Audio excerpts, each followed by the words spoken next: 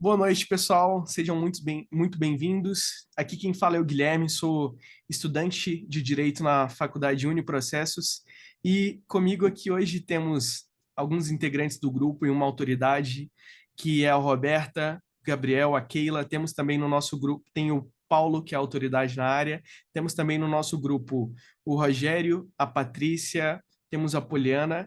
E com isso, a gente vem abordar um tema que é orçamento público e superfaturamento, que foi um trabalho que a gente desenvolveu, um trabalho acadêmico, de acordo com a atividade extensionista, que foi orientado pela professora Luísa Faria. E com isso, a gente quer dar, né, esse início de tema. Então, eu chamo o Gabriel para começar esse bate-papo com vocês. Muito obrigado. Boa noite a todos, bom dia, boa tarde, boa noite, espero que todos estejam bem. Vou dar uma breve introdução sobre o que iremos abordar. Vou começar falando sobre o orçamento público, para logo após terminar sobre a definição de superfaturamento. O orçamento público é um instrumento de planejamento que detalha a previsão dos recursos a serem arrecadados, tais como os impostos e outras receitas estimadas e, de certa forma, né, que precisará de controle nessa fase, pois será averbada a sua legalidade dos atos da sua arrecadação e de despesa, né, para justamente, a viés de dirimir o dano causado ao patrimônio, que no caso seria o superfaturamento, que certamente causará dano ao patrimônio da administração pública e diversos outros preços, e ocasionando também diversos outros preços desvantajosos. Em seguida, retomar o Guilherme para poder apresentar nosso convidado. Muito obrigado, Gabriel. Obrigado por esse entendimento, né, sobre o tema. Mas para isso também hoje a gente trouxe uma autoridade na área, um expert do assunto. Eu convido o Paulo Henrique, que é um servidor público há 25 anos, e ele tem uma vasta experiência na área de gestão de contratos. Paulo, seja muito bem-vindo e a vez é sua. Obrigado, Guilherme, obrigado a todos. Vou falar um pouco a meu respeito aqui, vou ser bem objetivo, né? Meu nome é Paulo Henrique, como o Guilherme falou, eu tenho mais de 25 anos de serviço público, já atuei como gestor e fiscal de vários contratos, contratos com cifras acima de R$ 1 milhão, em algumas ocasiões, e atualmente eu sou analista do Banco Central, estou cedido para a Câmara, onde eu trato como assessor legislativo no gabinete de um deputado, e também sou advogado, né? Assim como vocês, espero que todos sejam, né? Eu sou advogado também e espero poder contribuir para esse trabalho de vocês aí. Muito obrigado, Paulo. Com certeza todos estamos indo ao rumo de ser advogados, excelentes advogados formados pela Uniprocesso. Então eu abro esse bate-papo aqui a perguntas. Caso alguém queira direcionar uma pergunta para o doutor Paulo, fique à vontade.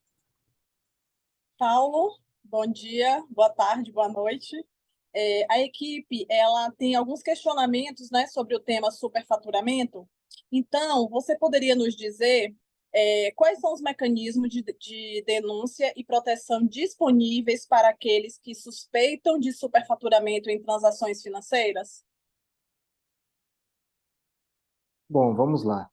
Primeiro, não vou usar de muito tecnicismo, vou falar na linguagem bem simples, né? Que eu acho que o fórum escolhido aqui, o canal escolhido por vocês, o podcast, é justamente isso, né?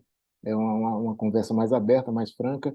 Então, vamos lá. A sua pergunta, ela é bem pertinente.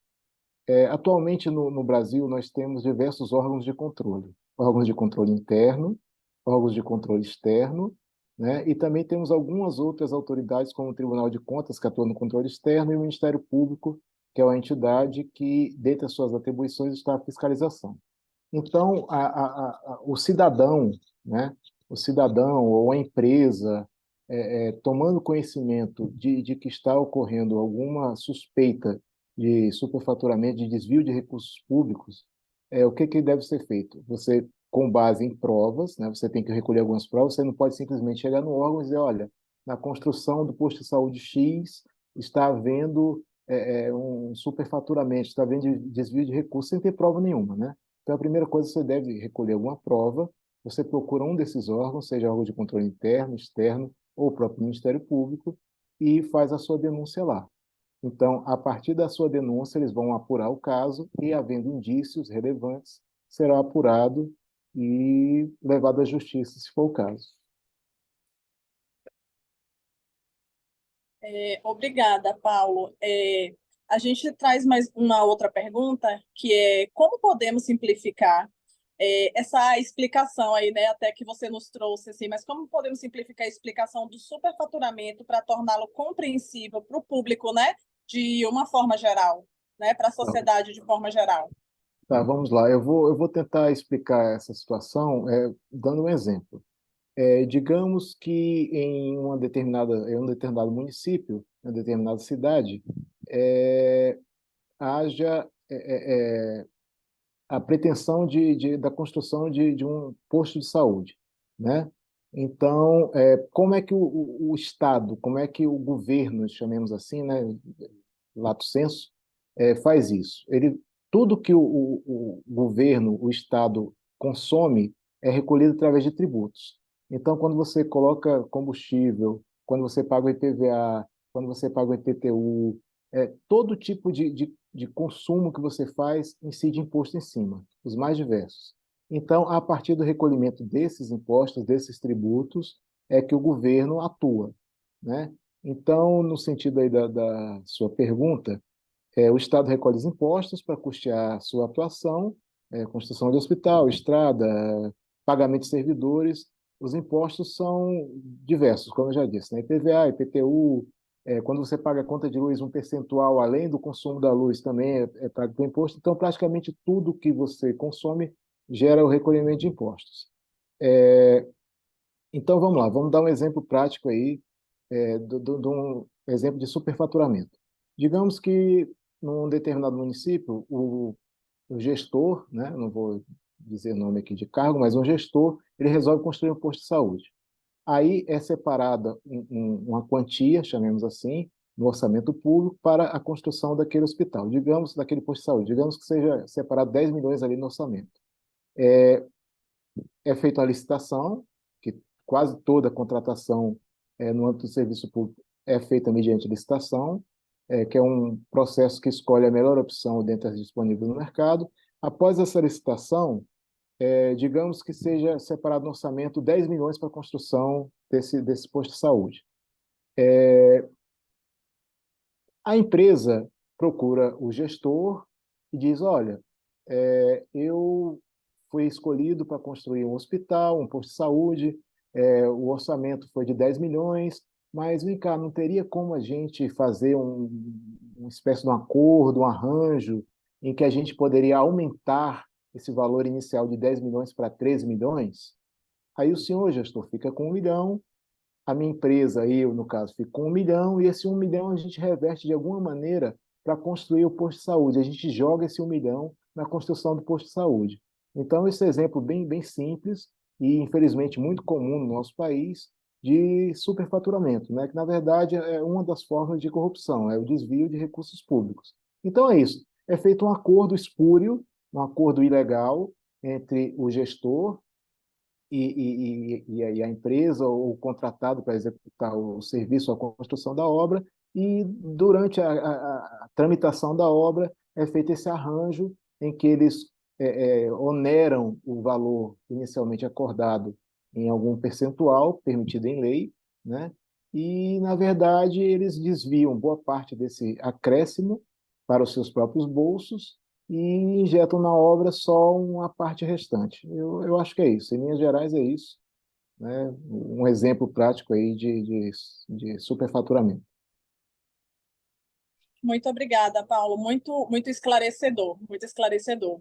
Eu agora vou passar a palavra para os demais colegas, que eles têm outros questionamentos, né, sobre o tema. Obrigada, Keila. Boa noite a todos. Me chamo Roberta. Boa noite, Paulo. Tudo bem? Boa noite, tudo bem? Tudo ótimo. Meu questionamento para você, gostaria assim que você trouxesse aqui para a gente aqui em termos simples, como o superfaturamento impacta no bolso do consumidor, né? Que isso é uma coisa bem corriqueira e atual, né? Gostaria de saber a sua visão, Bom, por vamos lá. gentileza. Em termos simples, em linhas gerais, como eu já disse, eu repito, todo o custeio da máquina pública, repito, construção de escola, pagamento de servidor, construção de estrada, colocação de uma placa, poda de árvore, tudo que o Estado consome em termos de recursos é por meio da arrecadação que ele obtém esses recursos, né? Então, cada vez que você compra alguma coisa, repito, você paga impostos. E esses impostos são utilizados para construções. Um exemplo mais fácil da gente entender de superfaturamento são em construções, né? Que são valores vultuosos e que geralmente exigem repactuações, e essas repactuações dão guarida a esse superfaturamento. Então, quando um orçamento inicial de R$ 1 milhão se torna R$ 2 milhões, significa que esse 1 milhão a mais que vai ser desviado saiu do meu bolso, saiu do seu bolso, saiu do bolso dos empresários, ou seja, todos nós pagamos. Então, se algo foi orçado inicialmente para 1 milhão, em virtude de desvio de superfaturamento, passou a ser 2 milhões, significa que 1 milhão dos nossos impostos recolhidos a partir do nosso trabalho, do nosso suor, foram perdidos para a questão do superfaturamento, o que no final das contas não deixa de ser uma forma de desvio de conduta do gestor público e daquele empresário, daquele prestador de serviço que participa da corrupção. Seria isso em linhas gerais. Muito obrigada. Passo agora a vez para o meu colega Gabriel, que vem também trazer algumas informações pertinentes para enriquecer nosso trabalho aqui. Obrigada. Boa noite, Paulo. Tudo bem com vocês? Espero que esteja bem. Boa tarde, boa noite a todos também que estão assistindo. Irei fazer uma breve introdução, né? Além das perguntas, para que possamos ficar por dentro das perguntas que serão elaboradas, né? Nós, do grupo, fizemos um trabalho, né, de pesquisa sobre um tema principal do superfaturamento, né, do Estádio Nacional Mané Garrincha. Aí eu vou fazer a você uma breve introdução, né, sobre alguns assuntos e logo mais irei prosseguir com as perguntas, ok?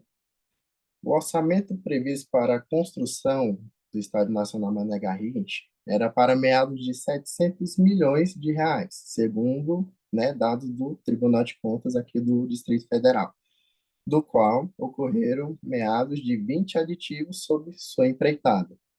Porém, o prejuízo apontado no relatório final da auditoria realizado pelo Tribunal de Contas foi para meados de 100 milhões de reais, né? Do qual, além dos integrantes do Consórcio Brasil de 2014, com 24 pessoas, também os servidores da Nova Cap e da Terra Cap também estão sendo apontados como os responsáveis ao suposto prejuízo aos cofres públicos, seja como também a dilapidação do espaço público, né? Então, com isso, ocorreram certas irregularidades, como vou te explicar agora, né? O superfaturamento de cabos de energia para o estádio, né? Que seria cabos de energia de 240 milímetros quadrados, e do qual a equipe do Tribunal de Contas verificou que haviam cerca de 113 mil metros, aproximadamente, né, necessários para a empreitada, mas que acabou sendo pago 238 mil, ou seja, o dobro do que o necessário.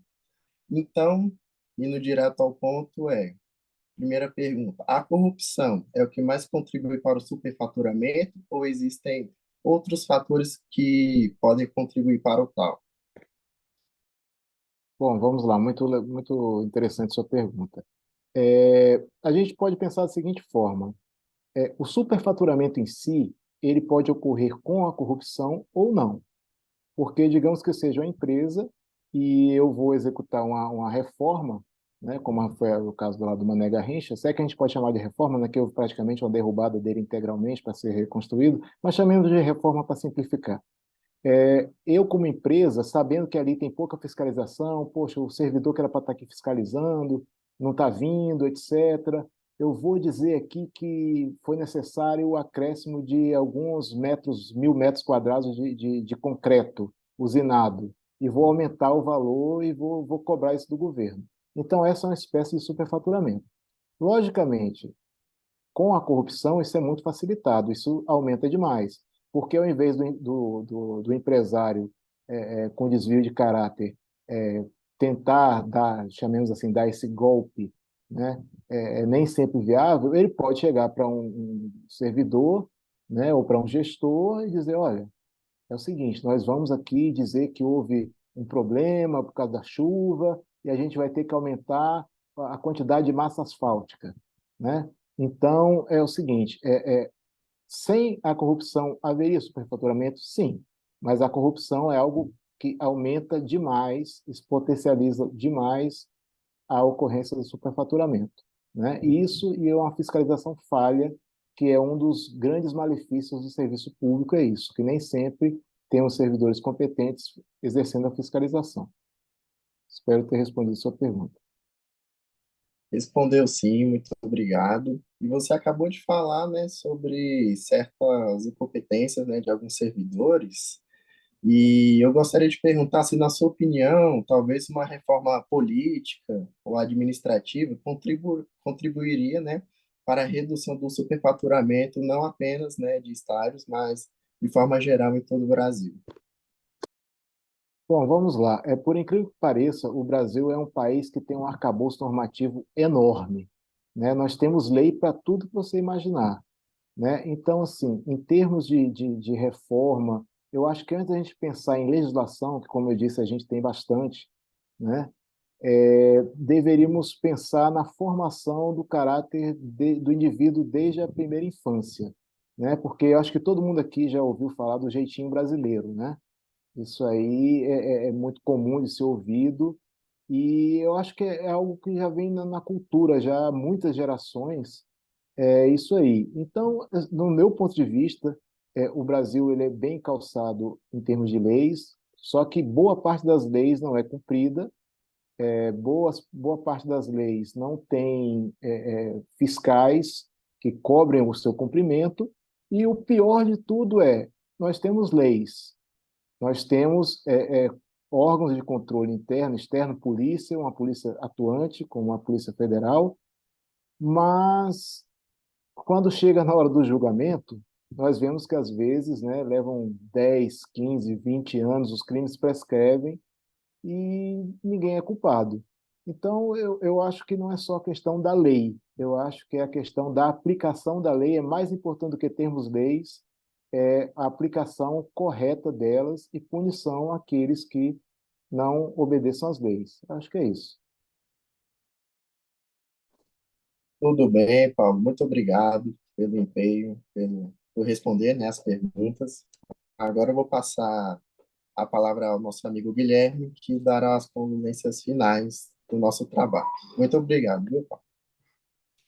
Paulo, muito obrigado aí pelo seu comparecimento, pela disponibilidade e também sobre todo esclarecimento sobre o assunto, né? A resposta de muitas perguntas que não são só do grupo que foi atrás dessa pesquisa e realmente fez a pesquisa, mas também uma pergunta que vem da sociedade, que muita gente hoje em dia não tem o raciocínio, não o raciocínio, mas não tem muito a sabedoria para lidar com essa situação, onde denunciar, saber o que é o superfaturamento, como ocorre esse superfaturamento.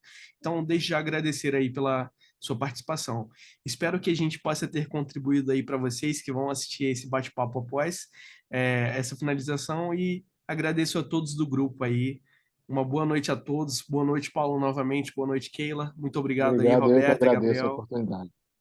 Boa Também noite. desejo a boa noite Boa a todos. noite. Obrigada. Tchau, tchau, pessoal.